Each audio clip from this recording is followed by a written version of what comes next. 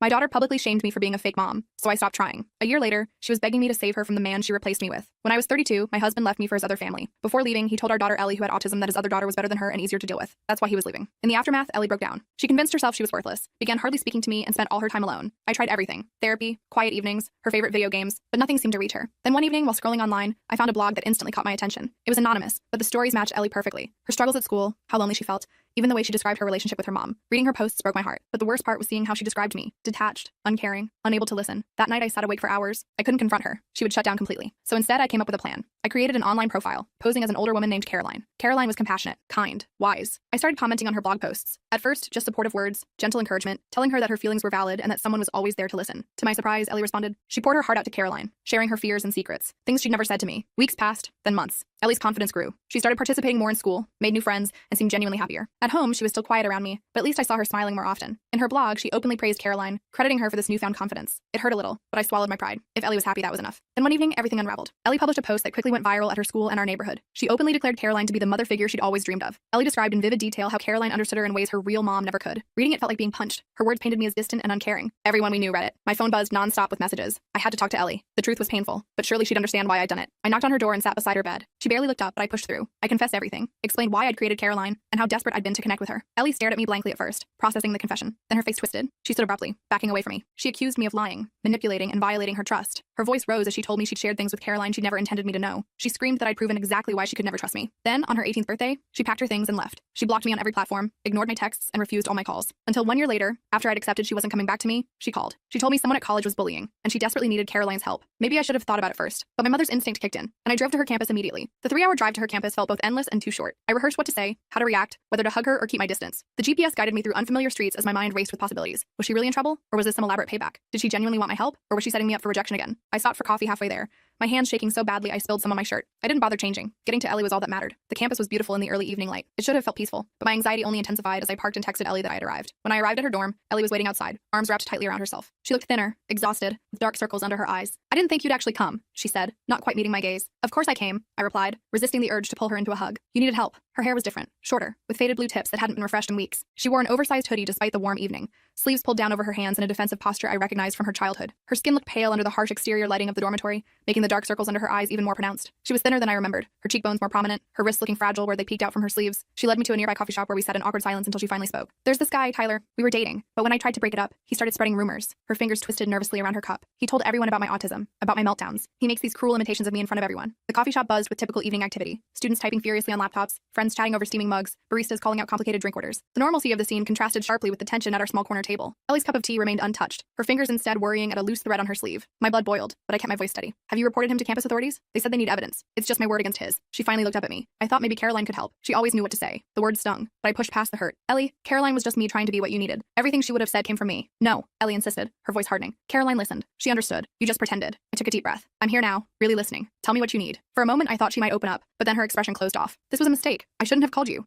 She stood abruptly. I need to go. Ellie, please. You can't fix this, she snapped. You can't just show up after a year and expect everything to be okay. I watched helplessly as she walked away, disappearing into the crowd of students. I drove home in a daze, my hands gripping the steering wheel so tightly my knuckles turned white. The campus lights faded in my rearview mirror, along with any progress I thought we'd made. Each mile marker blurred through my tears. The drive back felt twice as long as the journey there. The same roads that had earlier been filled with hope now seemed endless and desolate. Rain started falling about an hour into my drive, matching my mood perfectly. I stopped once at a gas station, mechanically filling my tank while staring blankly at the nozzle, replaying Ellie's words over and over in my mind. The cashier asked if I was okay, and I realized I must have looked as shattered as I felt. Back home, I collapsed onto the couch, staring at the ceiling. The house felt emptier than it had during the entire year Ellie was gone. At least then I'd had hope. Now I had nothing but the bitter knowledge that my daughter had deliberately manipulated me, using my own deception against me. The living room was exactly as I'd left it hours earlier.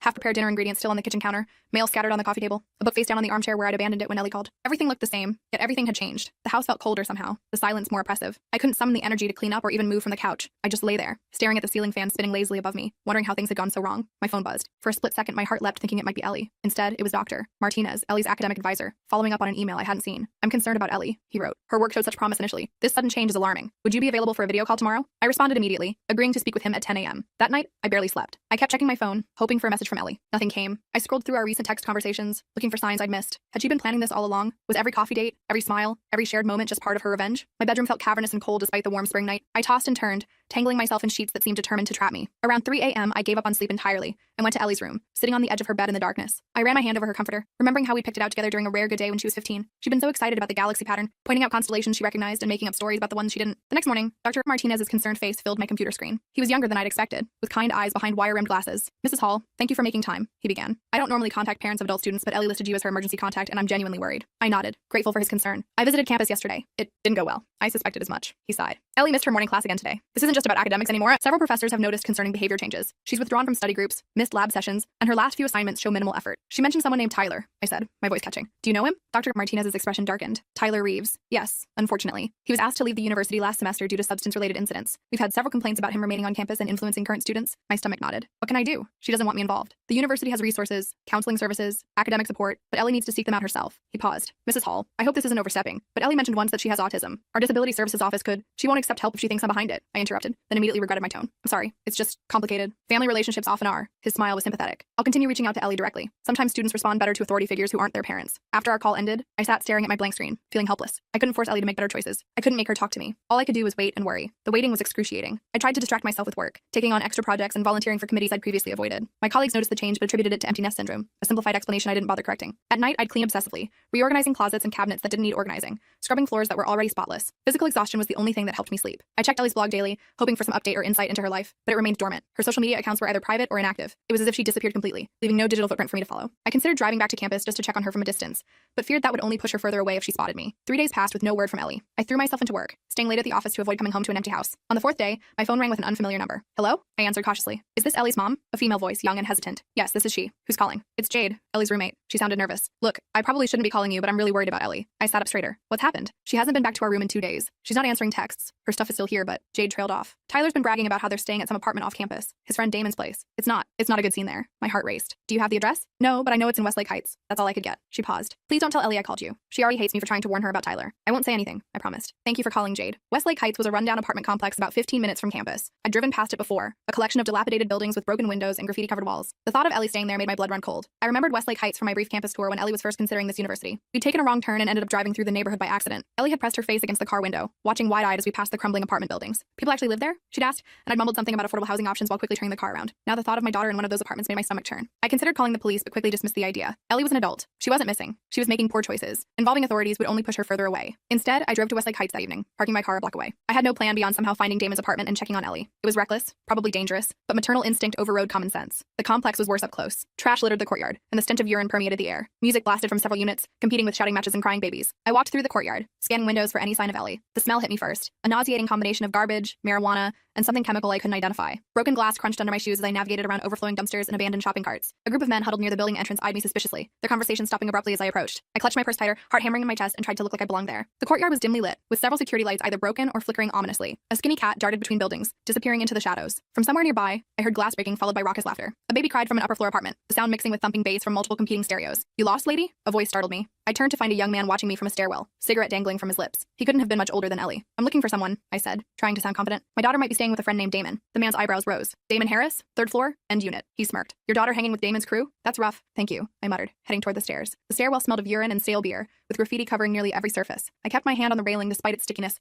afraid of tripping in the poor lighting. Each step creaked ominously beneath my weight. On the 2nd floor landing, I had to step over a passed-out man, his arm covered in track marks. My heart raced faster. Was this the environment Ellie had chosen over home? As I approached the 3rd floor apartment, the bass from inside vibrated through the walkway. I hesitated, then knocked firmly. No response. I knocked again, louder. The door swung open, revealing a tall guy with bloodshot eyes and a patchy beard. "Yeah? I'm looking for Ellie," I said, trying to peer past him into the apartment. He looked me up and down. "Who's asking?" "Her mother." His expression shifted from suspicion to amusement. "Yo, Tyler. Someone's mommy is here." My heart sank as Tyler appeared behind him, recognition dawning on his face. "Seriously? You followed her here?" He turned back toward the apartment. "Ellie, your stalker mom found you." Ellie emerged from a back room, her face paling when she saw me. She looked terrible. Unwashed hair, dark circles under her eyes, wearing the same clothes from days ago. "What are you doing here?" she hissed, pushing past Tyler to confront me in the doorway. Behind her, I caught glimpses of the apartment. Pizza boxes stacked on every surface, empty bottles littering the floor, a haze of smoke hanging in the air. The smell of marijuana was overwhelming, mixed with body odor and something chemical that made my nose burn. On a coffee table, I spotted what looked like substance paraphernalia, hastily covered with a magazine when the door opened. "Jade said you haven't been back to your dorm." I was worried. "Jade?" Her eyes narrowed. "She had no right to call you." "Ellie, please, just come talk to me outside for 5 minutes." minutes. Tyler snorted. Don't bother, babe. She'll just try to drag you back to your perfect little life. Ellie glanced between us, conflict evident on her face. Finally, she stepped outside, closing the door behind her. 5 minutes, she said coldly. We moved to the stairwell landing. Up close, I could see how exhausted she looked. Have you been to any classes this week? I asked. She rolled her eyes. Is that really what you came here to ask? I took a deep breath. I came because I'm worried about you. This place isn't safe, Ellie. It's fine. Tyler's friends are looking out for me. Her skin had a grayish tinge under the harsh stairwell lighting. A small rash had broken out along her jawline, likely a reaction to stress or poor hygiene. Her fingernails, usually kept meticulously trimmed due to sensory issues, were ragged and bitten to the quick. She kept shifting her weight from foot to foot, unable to stand still. A nervous habit I hadn't seen since her early teens. Like they're looking out for Tyler? I couldn't keep the edge from my voice. He was kicked out of school, Ellie. He's dealing substances. You don't know anything about him, she snapped. He accepts me for who I am. He doesn't try to fix me or pretend to be someone else to manipulate me. The accusation stung, but I pushed forward. Doctor, Martinez called me. You're about to fail out of college. So what? Maybe college isn't for me. This isn't you talking, I said, reaching for her arm. The Ellie I know wouldn't throw away her education for some guy she just met. She jerked away from my touch. The Ellie you know? You don't know me at all. You never have. Her voice rose. You created a fake person because you couldn't deal with the real me. That's not true, I protested.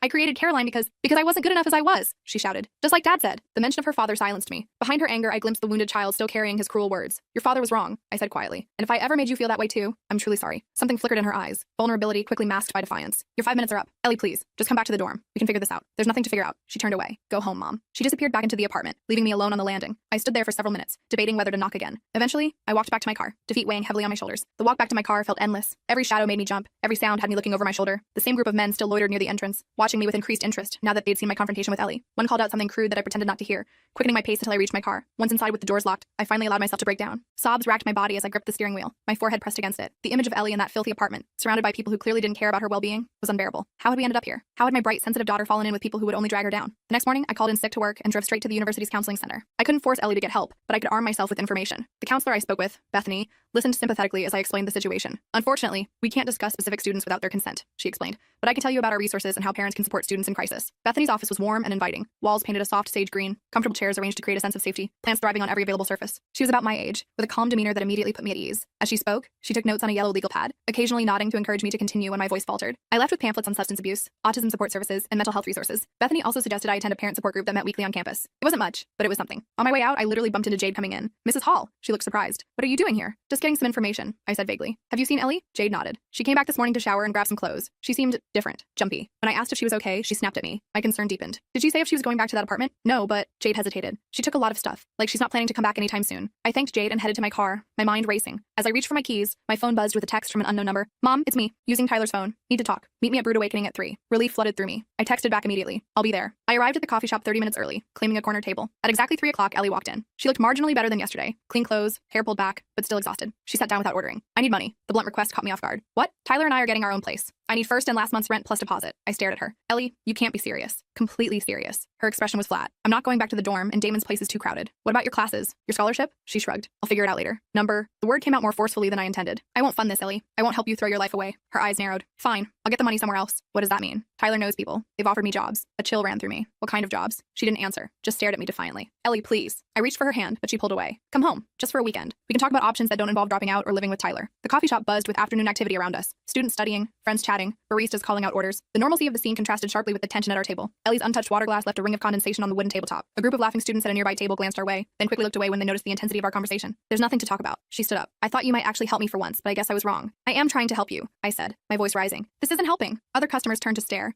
Ellie's face flushed with embarrassment. Just leave me alone, she hissed. You're making everything worse, like always. She stormed out, leaving me sitting alone, fighting back tears. The barista gave me a sympathetic look as I gathered my things to leave. That night, I couldn't sleep. I kept imagining worst-case scenarios. Ellie getting arrested, Ellie overdosing, Ellie disappearing completely. Around 2 a.m., I gave up on sleep and opened my laptop. I hesitated, then logged into the Caroline account one last time. I didn't expect to find anything. Ellie had made it clear she was done with Caroline too, but I needed to check. To my surprise, there was a new message from Ellie sent just hours ago. I don't know if you're still reading these, Mom. I know I said I was done with Caroline, but I need to talk to someone who understands. Tyler's not who I thought he was. He's been pressuring me to do things I don't want to do. I'm scared, but I can't come home and admit you were right. I just can't. My hands shook as I read the message again. I wanted to respond immediately, but I forced myself to think carefully. If I responded as Caroline, I'd be perpetuating the lie all over again. If I responded as myself, Ellie might see it as another violation of her privacy. After an hour of deliberation, I wrote back as myself. Ellie, it's Mom. I check this account sometimes out of habit. I'm not trying to invade your privacy. If you're in trouble, please call me. No judgment. No, I told you so. I just want you safe. I love you. I hit send, then closed my laptop, not expecting a response. To my shock, my phone rang less than 5 minutes later. Mom? Ellie's voice was small, frightened. I'm here, honey. What's wrong? Can you come get me? Please? She was crying now. I'm at the gas station on Elm Street, the one near Westlake. I'm on my way, I said, already grabbing my keys. Stay inside where it's safe. I'll be there in 20 minutes.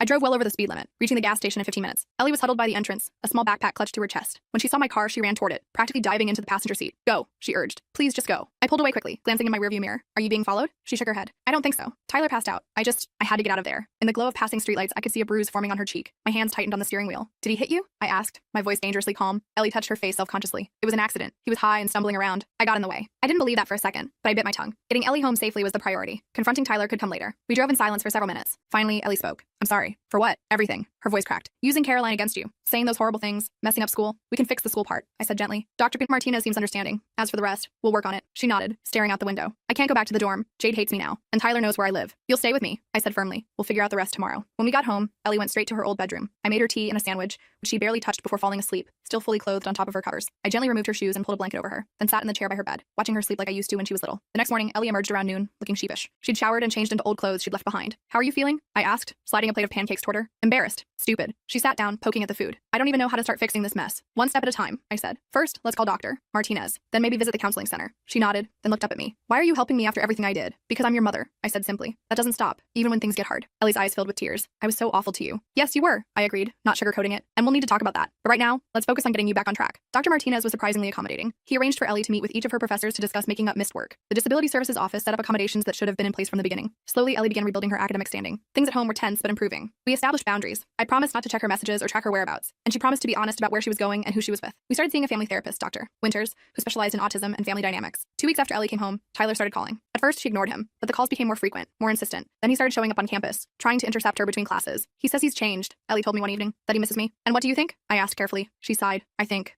I liked how he made me feel at first. Special. Understood. But now I see he was just using me. I nodded, relieved by her insight. That's a hard lesson to learn. He keeps saying he'll tell everyone about Caroline if I don't come back, she admitted quietly. About how you pretended to be someone else. My stomach dropped. That's blackmail, Ellie. I know. She twisted her hands together. I told him it doesn't matter. That people already know. But he says he'll make it sound worse than it was. Make you look crazy. I took a deep breath. Let him try. We know the truth. But Tyler's threats escalated. He started posting vague comments on social media about Ellie and her psycho mom. He showed up at our house one night, pounding on the door until a neighbor threatened to call the police. The final straw came when Ellie's academic advisor called to tell me Tyler had emailed the entire psychology department with allegations that I was mentally abusing Ellie by creating fake online personas to manipulate her. This has gone too far, I told Ellie that night. We need to consider getting a restraining order. She nodded, looking exhausted. I just want him to leave us alone. The next day, we met with a lawyer who specialized in harassment cases. As we explained the situation, I watched Ellie grow increasingly uncomfortable. There's something else, she finally admitted. Something I haven't told you. My heart sank. What is it? When I was staying with Tyler, I let him take pictures of me, her face flushed with shame. Nothing explicit, but private. He's threatening to post them online. The lawyer's expression turned grave. That's revenge porn. It's illegal in this state. I didn't want to tell you, Ellie whispered, not meeting my eyes. I was so stupid. I took her hand. You're not stupid. You were manipulated by someone who knew exactly what he was doing. With the lawyer's help, we filed for a restraining order and sent Tyler a cease and desist letter regarding the photos. For a few days, everything was quiet. I dared to hope he'd gotten the message. Then one evening, Ellie received a text from an unknown number. Check your email. She opened her university email to find a message had been sent to her entire class list,